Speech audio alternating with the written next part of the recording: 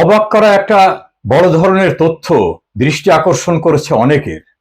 বাংলাদেশে ক্ষমতাসীন এবং ক্ষমতার বাইরে থাকা বিভিন্ন পর্যায়ে যারা রাজনীতির সঙ্গে সম্পৃক্ত, সবচেয়ে বেশি আলোচিত এবং দেশের বাইরে গণমাধ্যমে, সামাজিক যোগাযোগ মাধ্যমে কাকে নিয়ে বেশি আলোচনা হচ্ছে, এর উপর একটি পরিসংখ্যান দেখা গেছে সবচেয়ে বেশি গুরুত্ব পেয়েছে বাংলাদেশের সাবেক প্রধানমন্ত্রী শেখ হাসিনা।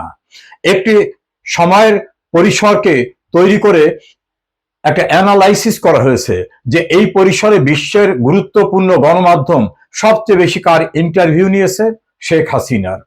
শেখ হাসিনাকে ঘিরে যত আলোচনা ইউটিউব সহ বাংলাদেশের টেলিভিশন, বেসরকারি, সরকারি বিভিন্ন প্রতিষ্ঠানে যত আলোচনা হয়েছে, এত আলোচনা দেশের প্রধানমন্ত্রী অথবা সাবেক প্রধান উপদেষ্টা অথবা যারা ক্ষমতার বাইরে আছেন তাদের কাউকে নিয়ে হয়নি।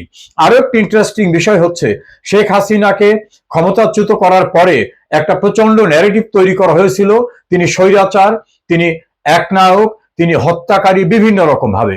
এখন বিশ্বের বিভিন্ন গণমাধ্যমে সেই ন্যারেটিভটার একসেপ্ট হয়নি। তারা বলছে একটা আন্দোলনের মুখে, কেউ বলছে সশস্ত্র অবস্থার মুখে, কেউ বলছেন সরকারের তার পাশে থাকা লোকজনদের বিশ্বাসঘাতকতায় ক্ষমতার থেকে তাকে সরিয়ে দেওয়া হয়েছে। কেউ আর এখন তাকে স্বৈরাচারী বলছে না, একনায়ক বলছে না, খুনিও বলছে না, অর্থাৎ ন্যারেটিভ চেঞ্জ হয়ে যাচ্ছে। দেশের বিভিন্ন গণমাধ্যমে যে সকল টকশো হয় সেখানে জোর করে যেটা বলানোর চেষ্টা করা হতো স্বৈরাচার, খুনি ইত্যাদি ইত্যাদি নামে, এখন সেই ন্যারেটিভটা ওখানে নাই।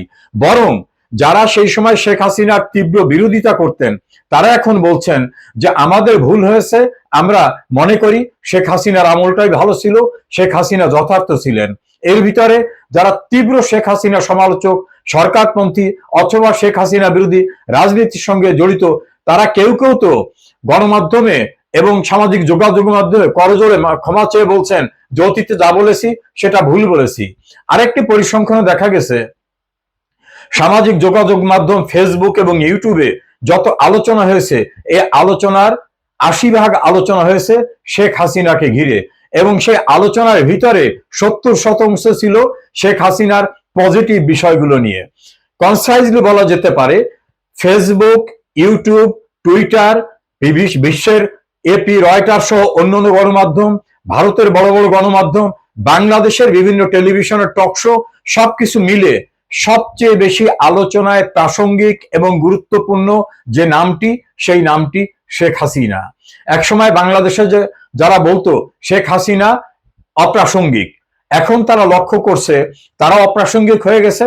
সবচেয়ে গুরুত্বপূর্ণ দেশের ভিতরে, উপমহাদেশে, আন্তর্জাতিক পরিসরে শেখ হাসিনাই গুরুত্বপূর্ণ। কেউ কেউ বিভিন্ন রকম ভাবে অভিদায় দিতে চান, কিন্তু সেটাও সঠিক নয়। শেখ হাসিনার ইন্টারভিউ নেওয়ার জন্য সিরিয়ালি লাইন দিয়ে দাঁড়িয়ে আছে বিশ্বের সবচেয়ে প্রভাবশালী গণমাধ্যমগুলি, এবং শেখ হাসিনা যেভাবে ইন্টারভিউ দিতে ইন্টারেস্টেড ঠিক সেইভাবে ইন্টারভিউ তারা গ্রহণ করছেন।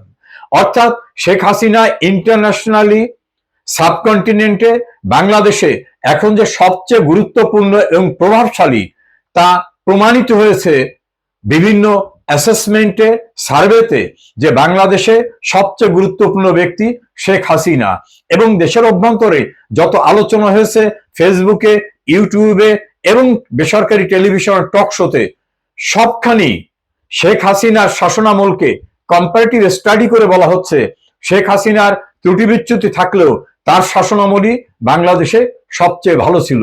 আমরা সংক্ষিপ্ত সারে বলতে পারি বাংলাদেশের সবচেয়ে গুরুত্বপূর্ণ আলোচিত দেশে এবং দেশের বাইরে যিনি, তিনি শেখ হাসিনা।